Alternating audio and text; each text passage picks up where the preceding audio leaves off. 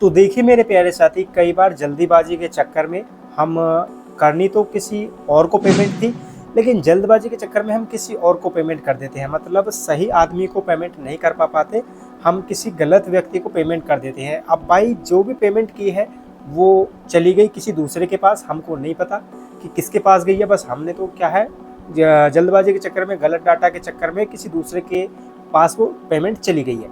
और या फिर भाई आपके साथ कोई स्कैम हो चुका है और स्कैम के थ्रू कोई भी ना कोई आपको फाइनेंशियल, ठीक है, फाइनेंशियल आपको हानि हुई है। तो इंडियन गवर्नमेंट की तरफ से एक वेबसाइट लॉन्च की है, एनपीसीआई। जी हाँ, अगर आप यूपीआई के थ्रू, ओनली यूपीआई के थ्रू कोई आपका स्कैम होता है या गलत पेमेंट हो जाती है आपसे, तो वो वेबसाइट अगर आप सही डाटा देते हो, बिल्कुल एग्जैक्ट डाटा देते हो, तो इस बात का ये दावा करती है कि हम आपकी पेमेंट को 5 से 10 घंटे के भीतर भीतर रिफ़ंड करवा देंगे। अब देखिए भाई, रिफ़ंड तो करवा देंगे, लेकिन जब वेबसाइट है तो उस पर कुछ ना कुछ इन्फॉर्मेशन भी आपको डालनी पड़ेगी। तो आज मैं सिखाऊंगा आपको कि एनपीसीआई पे जाके हम, मतलब आपको डाटा कैसे भरना होता है अपनी पेमेंट को रिफ़ंड मंगाने के लिए। तो गूगल के ऊपर आपको जाना है सबसे पहले, है ना भाई।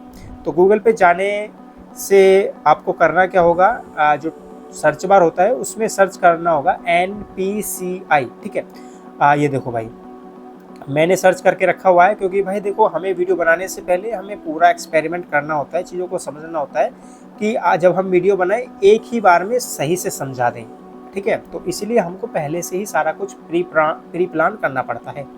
अब NPCI जैसे ही आप सर्च करोगे, तो सर्च करने के बाद में पहला ही इंटरफेस आपका यहाँ पर आने वाला है, देखो ये, ठीक है। अगर आपका यूपीआई के थ्रू कोई भी गलत पेमेंट या स्कैम हुआ है, तो आप बहुत आसानी के साथ भाई अच्छी, बिल्कुल ऑथेंटिक इन्फॉर्मेशन डालो, आपका पैसा रियल में वापस आ जाएगा, है ना।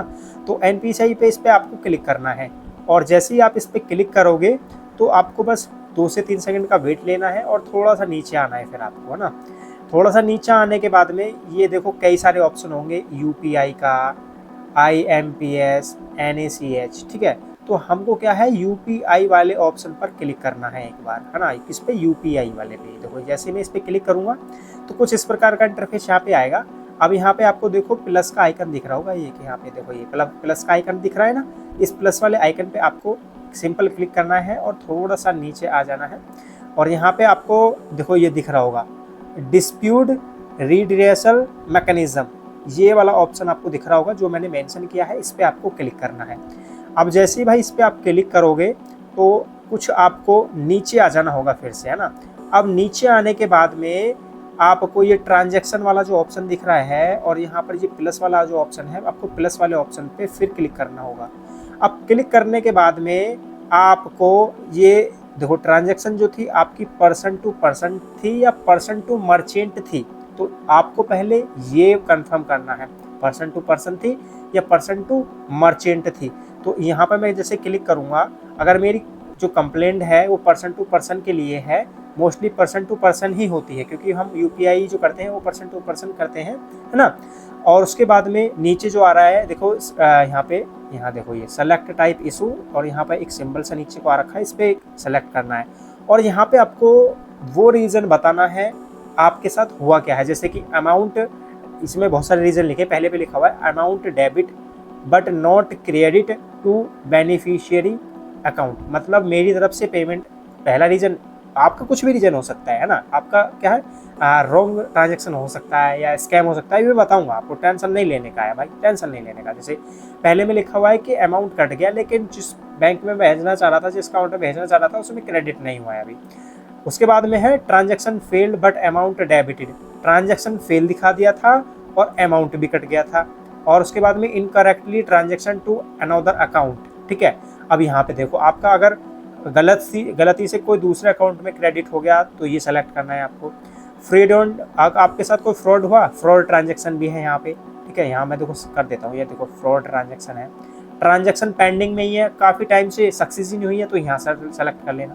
Transaction not permitted, transaction decline और थ्रेशोल्ड एक्सीड, ठीक है। जो भी इशू है यहाँ पे सेलेक्ट कर लेना, और जैसे ही आप सेलेक्ट करोगे, जैसे कि मैं भाई फ्रॉडेंटल कर लेता हूँ, है ना। अब उसको आपको करना क्या है भाई, ये कमेंट्स वाले ऑप्शन में ना आपको एक्सप्लेन करना है भाई, पूरा फुल एक्सप्लेन करना है आपको, कम से कम 500 वर्डों में, 500 वर्डों में एक्सप्लेन करना है कैसे हुआ, आपका क्या नाम है, आपने क्या गलती की है, कौन सा बैंक अकाउंट नंबर सही था और आपने क्या गलती कर दिया, वो पूरा भाई आपको एक्सप्लेन करना है इस कमेंट बॉक्स के अंदर। और नीचे भाई नीचे वाले ऑप्शन में ये जहाँ पे ट्रांजैक्शन आईडी है ना, आपकी एक ट्रांजैक्शन आईडी होगी, जैसे गूगल पे या फोन पे पेटीएम से आपने किया होगा, वहाँ पक्का आपको ट्रांजैक्शन आईडी मिलेगी। ट्रांजैक्शन आईडी यहाँ पर आपको फिल कर देनी है और जैसे एग्जांपल में यहाँ दिखा रखा होगा, ठीक है। एक तरीके से मैं बोलूँ UTR 12 अंकों का होता है ना, वो भी डाल सकते हैं आप यहाँ पे, ठीक है। और उसके बाद में भाई नीचे है सेलेक्ट बैंक, आपका कौन सा बैंक है, ठीक है, आपका कौन सा बैंक है, अपने बैंक का नाम जो लिखो, देखो यहाँ पे बहुत सारे बैंक आ चुके हैं, ठीक है। जो आपका बैंक था वो आप यहाँ पर सेलेक्ट कर सकते हैं और सेलेक्ट करने के बाद में आपका कितना पेमेंट था, ठीक है, यहाँ पर रुपीज़ पैसे, ठीक है, आपका कितना पेमेंट था वो लिखना है। और डेट ऑफ ट्रांजेक्शन, आपकी जो ट्रांजैक्शन हुई थी वो किस दिन हुई थी, कौन सी तारीख थी वो, है ना। और उसके बाद में आप एक अपनी ईमेल आईडी डाल देना, क्योंकि NPCI जो आपसे कांटेक्ट करेगी ये इसी ईमेल आईडी पे करेगी, ठीक है, इसी ईमेल आईडी पे करेगी। और ईमेल आईडी पे करने के बाद में देखो यहाँ पे फाइनली बस सबमिट का ऑप्शन आ गया है। और जैसे ही आप यहाँ पर सबमिट करोगे तो आपकी जो कंप्लेंट है वो भाई सक्सेसफुली NPCI की ओर चली जाएगी और यहाँ पे जो है आपकी जो ट्रांजेक्शन होगी उसका रिव्यू किया जाएगा। और एक कंडीशन आपको मैं बता देता हूँ कि देखिए भाई, अगर मान के चलो किसी को गलत ट्रांजैक्शन चली गई है ना, अब गलत ट्रांजैक्शन जाने के बाद में जिसके पास भी गई है, अगर उसने अपने बैंक अकाउंट से वो अमाउंट निकाल लिया है तो भाई ये मान के चलो कि आप क्या है, एक तरीके से आपकी पेमेंट आने में फिर बड़ी मुश्किल हो जाएगी। अगर उसने उस पेमेंट को यूज़ कर लिया है तो पेमेंट में दिक्कत होगी आप रिटर्न लेने में। अगर नहीं किया है तो सक्सेसफुली भाई उसके बैंक अकाउंट से जो भी बैंक प्रोसेस करेगा, ठीक है, जो भी वो तो बैंक ही करेगा, बट ये है कि आपके बैंक अकाउंट में रिटर्न आ जाएगी वो अमाउंट, ठीक है, अगर उसने यूज़ नहीं किया होगा। और भाई अगर यूज़ कर लिया होगा, यूज़ होने के बाद में शायद कोई नोटिस, जैसे कि बड़ा अमाउंट होता है तो नोटिस जा सकता है बैंक की तरफ से, जिसकी मतलब आपने कंप्लेंट किया, ठीक है, जिसके अकाउंट में हमारा पेमेंट गया और उसने उसको निकाल लिया और हमने कर दी कंप्लेंट, तो हमारी कंप्लेंट के थ्रू बैंक क्या है, एक नोटिस दे सकता है उस बैंक कस्टमर को जिसने उस पैसे को यूज़ कर लिया है।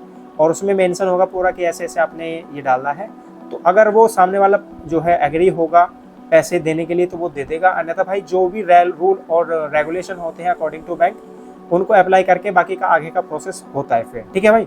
तो मैंने आपको इस वीडियो के अंदर पूरा का पूरा इन्फॉर्मेशन भाई यही बताया है कि अगर आपसे गलत ट्रांजैक्शन या स्कैम के थ्रू UPI से आप गलत ट्रांजैक्शन कर देते हैं किसी दूसरे पर्सन को, तो हम कुछ ना कुछ एक एफर्ट तो कर ही सकते हैं कि शायद वापस आ जाए। और ये एफर्ट मेरे लिए एक कारगर साबित हो सकता है। और ऐसा नहीं है कि यार हमने सबमिट कर दिया कोई हमारे रिएक्शन नहीं होगा, रिएक्शन होगा भाई, आपका फास्टली एक्शन लिया जाएगा, ठीक है, आपकी पेमेंट को लेकर। और भाई मैं लगातार ऐसी अच्छी वीडियो लेके आता ही रहता हूँ, जैसे अभी आपको पता है, तो इसीलिए मैं बस आपसे यही उम्मीद करता हूँ कि कहीं ना कहीं देखो ऐसी वीडियो मैं बनाता हूँ तो कहीं ना कहीं आपको बेनिफिट ही होता है। तो चैनल को ज़रूर से ज़रूर एक बार सब्सक्राइब कर लें, वीडियो को भी लाइक ज़रूर कर दें। मिलेंगे अगली वीडियो के अंदर। जय हिंद, जय भारत।